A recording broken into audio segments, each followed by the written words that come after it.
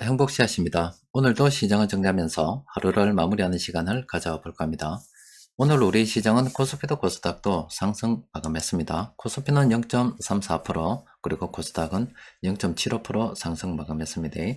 지난주에 잭슨홀 미팅이 열리는 기간 동안에 시장이 계속 관망으로 가다가 지난주 금요일날 우리 시간으로 밤 11시에 파월 연준 의장이 시장에서 기대하던 바와 똑같은 그런 연설을 했습니다. 그 이후에 시장의 투자 심리가 좀 진화가 됐습니다.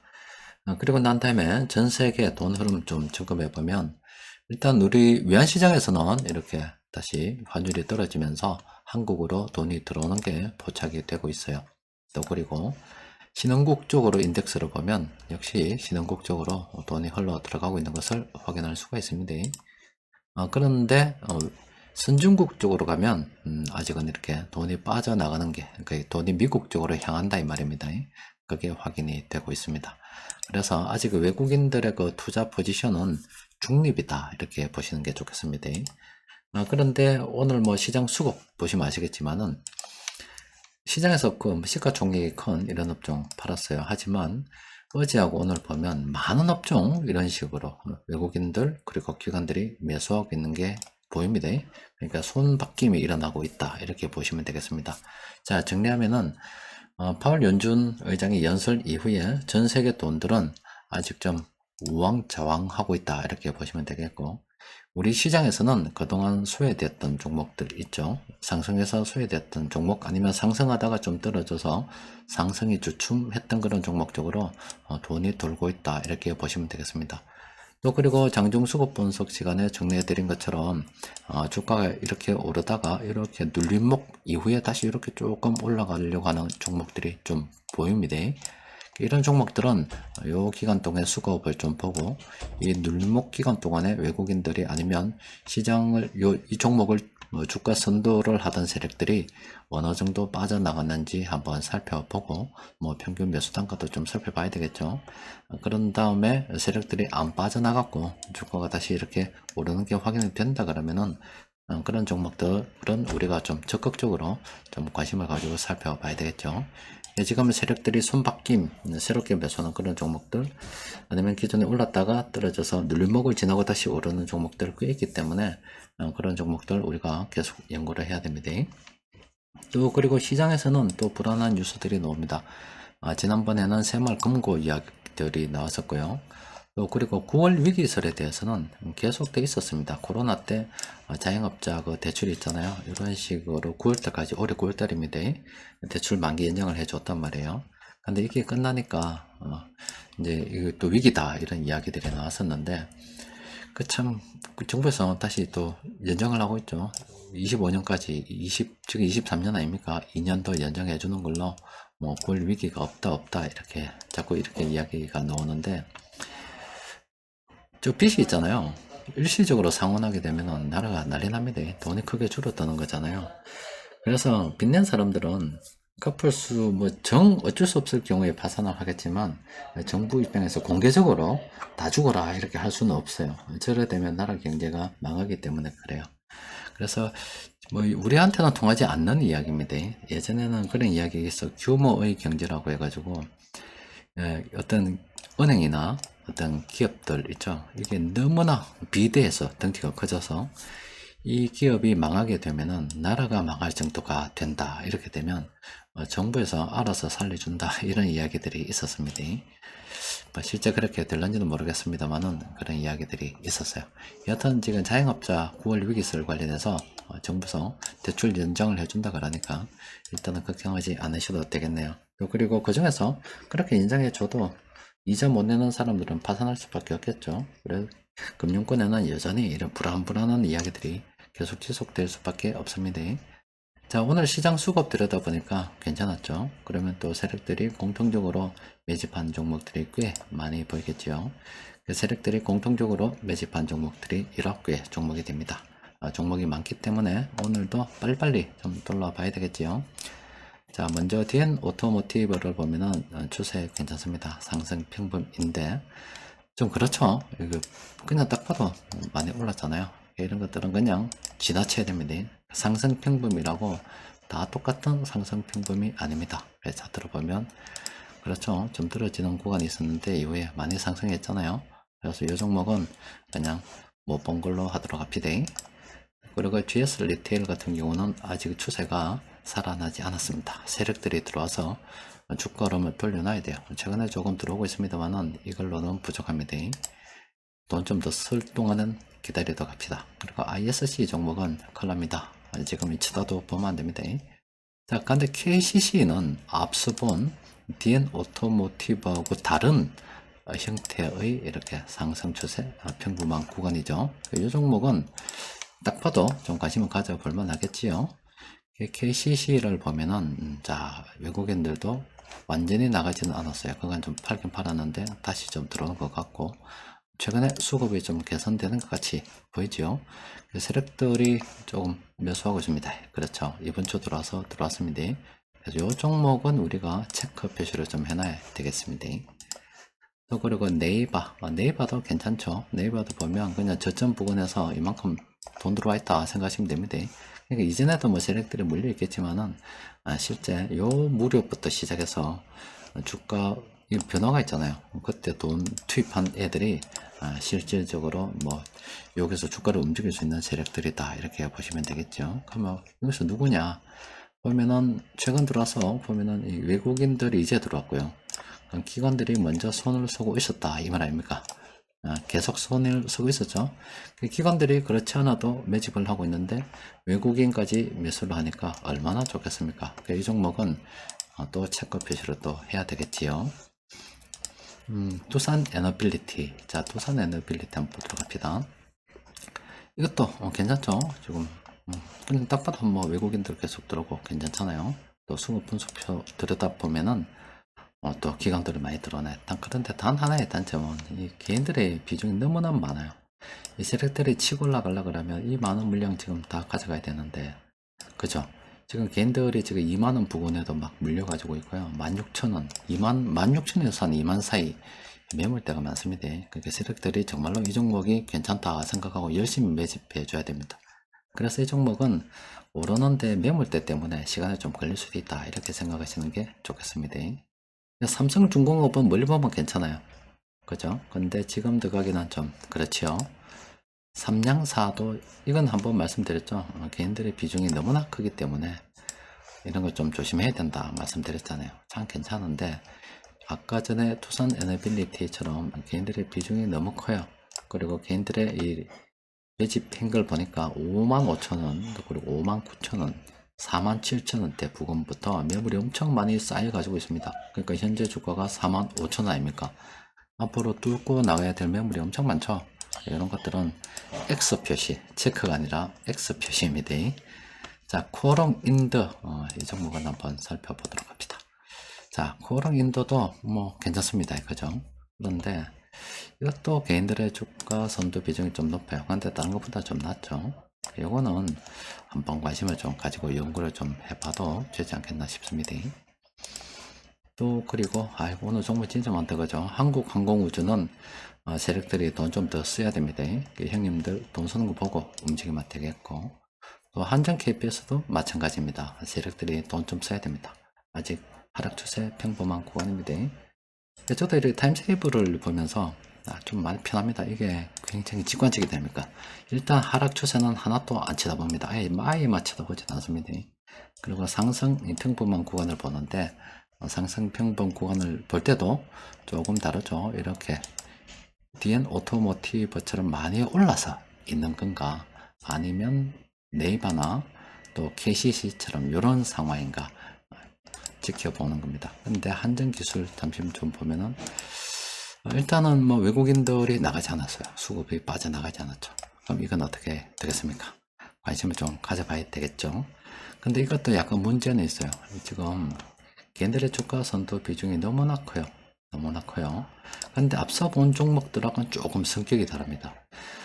지금 현재 주가가 72,000원 아닙니까? 그죠? 근데 지금 개인들의 물량 보세요. 4만원대 있고 2만원대 있습니다. 17,000원대 있죠. 그러니까 개인들이 이건 장기 투자하고 있는 종목입니다. 앞서 본 종목들은 위쪽으로 뚫고 나가야 될 매물이 엄청 많잖아요. 이거는 매물을 밑에 깔고 가는 거예요. 그럼 세력들이 매집을 해도 앞으로 걸림이 별로 없겠죠. 그러니까 요거는 관심을 좀 가져봐도 되겠죠. 그러니까 이게 수급 분석표를 볼 때 매물 위치도 같이 보면 참 도움이 되겠죠. 또 그리고 현대차 괜찮은데 오늘 세력들이 매수까지 했는데 아직은 하락 추세 평범한 구간이라서 좀 관심을 가질 때는 아니겠죠. 자, 지금 외국인들 포지션을 보니까 좀 중립입니다. 그리고 소상공인, 뭐 9월 위기설 이런 거는 당연히 위기가 넘어가는 거죠. 그러니까 그 이전에는 지금 현재 코로나 때 대출 만기 연장을 해줬기 때문에 지금 이 상황이다, 그죠? 그럼 이때는 코로나 때도 또 한 번 그 전에 대출을 또 만기 연장을 해줬잖아요. 이번에 25년까지 또 하면, 그럼 2025년 몇 월 달에 또 위기설 또 나올 겁니다. 근데 이게 다 뭐예요? 부채잖아요, 부채. 지금 이게 폭탄을 갖다가 계속 또 안고 가는 겁니다. 그래서 저게 잘 터지지는 않아요. 버틸 때까지 계속 버팁니다. 그러니까 그렇게 보시면 됩니다. 여러분들 저기 신용카드 이렇게 돌려막기 해본 분들 계신지 모르겠습니다. 보면은 돌려막기 카드 한 5장 들고 있어요. 그런데 이거 하나 조금 이 위기죠. 돈이 없으니까 이번 22일까지 결제하지 못하면 큰일 나는데 그런데 위기입니다. 그런데 25일 위기설, 22일 위기설입니다. 그런데 30일 요걸 가지고 하나 넣었죠. 그럼 30일 날 또 이거 못 넣으면은 또 위기인데 30일 위기설이 되겠죠. 다음 달 5일 결제를 또 넣었으면 이런 겁니다. 근데 계속 이렇게 뱅글뱅글 이렇게 돌려나가요. 또 돌리는 과정에 또 한도도 늘어나겠죠. 그러니까 소상공인들 대출이 이렇게 이거 소상공인들 뿐만이 아니라 기업도 마찬가지입니다. 정부도 마찬가지고요. 돌려막기 하는 동안에 계속 더 빚이 늘어납니다. 이거 돌려막기 하는 동안에 현금카드 적극 이렇게 사용한다고 커지잖아요. 그런데 어느 순간 딱 돌려막기 간다고 딱 막히는 순간이 있습니다. 그러면 그 사람은 이제 더 이상 방법이 없는 거예요. 파산이 되는 거죠. 지금 요거는 짧은 개인의 어떤 신용카드 돌려막기 이야기인데, 경제라고 하는 게 다 돌려막기입니다. 그냥 경제 자체가 돌려막기입니다. 계속 그런 식으로 해 왔었어요. 이때까지 계속 그렇게 살아왔었습니다. 돌려막기 하다가 한 번씩 빵빵빵빵 터졌는데, 그 돌려막기에서 빵빵 터진 역사가 바로 제가 자녀들에게 물려주고 싶은 책이라고 했던 금융위기의 역사가 된다, 이 말입니다.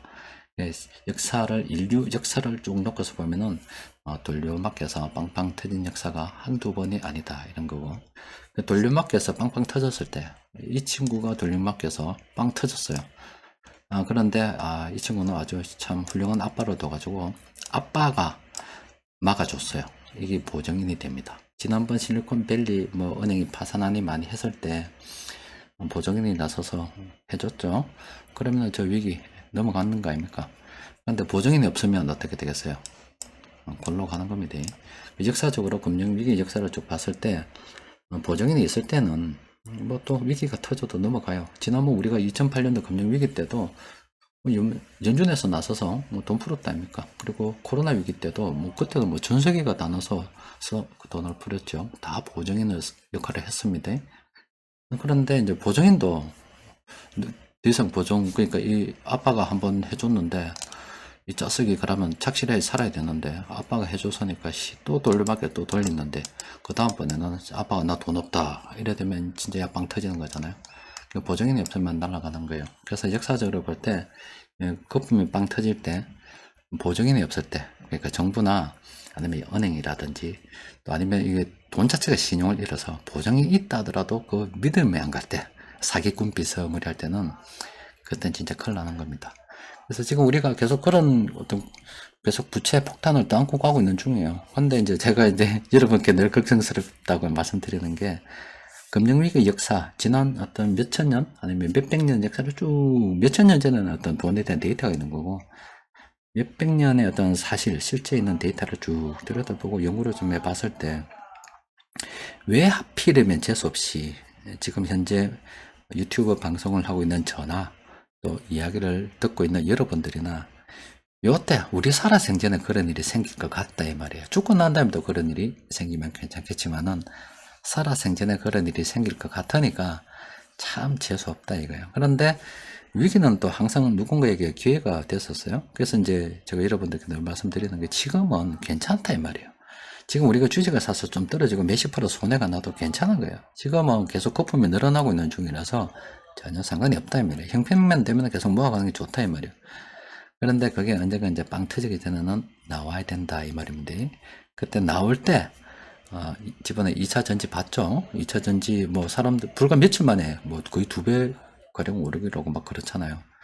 그럼 제가 나오라고 했을 때 나오고 난 다음에도 계속 오르거든. 그래서 여러분들이 행복시아 저 세계적으로 별거 아니네 이렇게 욕할 거다라고 분명히 말씀드렸다 아닙니까?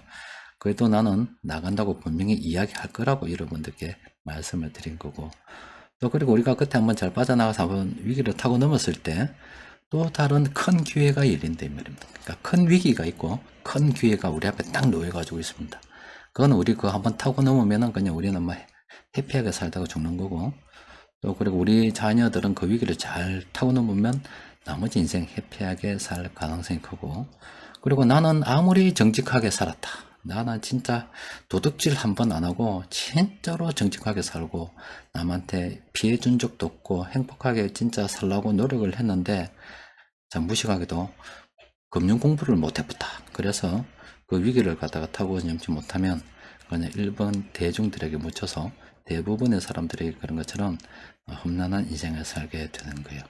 그러니까 인생을 갖다가 험난하게 살고 험난하게 살지 않고는 이 금융 공부를 어떻게 해야 되는가, 또 금융 공부를 굳이 하지 않더라도 내가 어느 시기에 사는가가 굉장히 중요합니다. 나는 무식하고 금융 공부를 안 했지만은 1953년 아니면 1960년에 태어나가지고 지금 40살 뭐 70살 넘잖아요. 뭐 60살 넘죠. 그래서 나 지금까지 살아왔다 그러면 그냥 위기가 없는, 그 와중에도 위기가 있었지만 나라 경제가 발전하는 그 과정에 내가 살아 있었기 때문에 큰 성공을 할 수가 있었겠죠. 그러니까 그 어느 때 태어난 것도 중요합니다. 근데 우리가 그런 거 다 선택할 수 없잖아요. 그래서 우리가 이런 공부를 통해서 그런 위기를 갖다가 인지하고 있다, 미리 준비를 하게 되면은 좀 더 좀 편안하게 살 수가 있겠죠. 저는 다른 게 아니라, 물론 처음에는 원대한 꿈이 있었습니다. 우리 주식 공부를 좀 해서 정말 네덜란드처럼, 뭐 15세기, 16세기입니까? 그때 네덜란드처럼 그 동인도에서 만들어가지고, 물론 다 부자 된 건 아니지만은, 그때 네덜란드 그 시대에 그 한번 보세요. 그 그림들, 예술 작품들 보면은 사람들이 다 포동포동합니다. 살쪄가지고 포동포동해요. 잘 먹고 잘 살았다 이 말이에요. 그런 것처럼 우리도 이 주식 투자를 잘 해서 우리 기업들을 잘 살리고 투자해가지고 우리도 포동포동하게 행복하게 잘 살자, 국민들이 다 부자가 됐으면 좋겠다, 그런 의미를 가지고 시작을 했는데, 일단은 뭐 다 씨알도 묵히지도 안 하고, 또 크게 또 실망을 한 게 나라의 국민들 중에 좀 미친 국민들이 있더라고. 그 나라의 기업을 갖다가 다 때려 죽여야 된다고, 기업가들이 일관한 이 세상인데 기업가들을 갖다가 사회 어떤 죄인, 어떤 때려 죽일 놈으로 하는, 마치 이념전쟁이 옛날에 있을 때 뭐 6.25 때 공산화가 한참 진행될 때 그런 것처럼 죽창 들고 나서 부자들이 때려 죽여야 된다는 그런 참 그 정신머리 상태를 가진 사람들을 보고서 아따 이건 안 되겠구나, 불가능한 일이다 생각을 하고 이제 조금 개념이 바뀌었죠. 남은 거는 즐겁고, 일단 기본적으로 나도 일신상 좀 편하게 살고 싶고, 또 그리고 이 방송을 듣는 분들도 제발 좀 필요가 있나 인생이, 뭐 남한테 사기치 묻겠다는 것도 아니고 그냥 공부 좀 열심히 해서 위기를 잘 타고 넘고 한평생 한 번 사는 건데 좀 편하게 살다가 죽으면 어떻겠나, 행복하게 살다 죽는 게 어떻겠나, 대충 지금 그런 쪽으로 약간 바꾼 거예요. 참으로 안타까운 일인데, 나라가 좀 잘 됐으면 좋겠고 국민들이 좀 부자가 됐으면 좋겠다 그랬는데, 주식 투자하는 걸 갖다가 불로소득이라면서 때려 죽일 새끼로 치다보는 국민들이 많더라 이 말이야. 지도하면 되는데 법적으로 누구는 주식 투자하고 누구는 주식 투자 하지 말라고 정한 것도 아닌데 지도하면 되는데, 남들이 주식 투자니까 배가 아파서 그런지 몰라도 그 정신머리 썩은 놈들하고 같이 있다 보니까 아이고 이제 세상 사는 게 조금 관점이 좀 바뀌는 것 같습니다. 자, 오늘은 여기까지 정리하도록 하겠습니다. 이상입니다.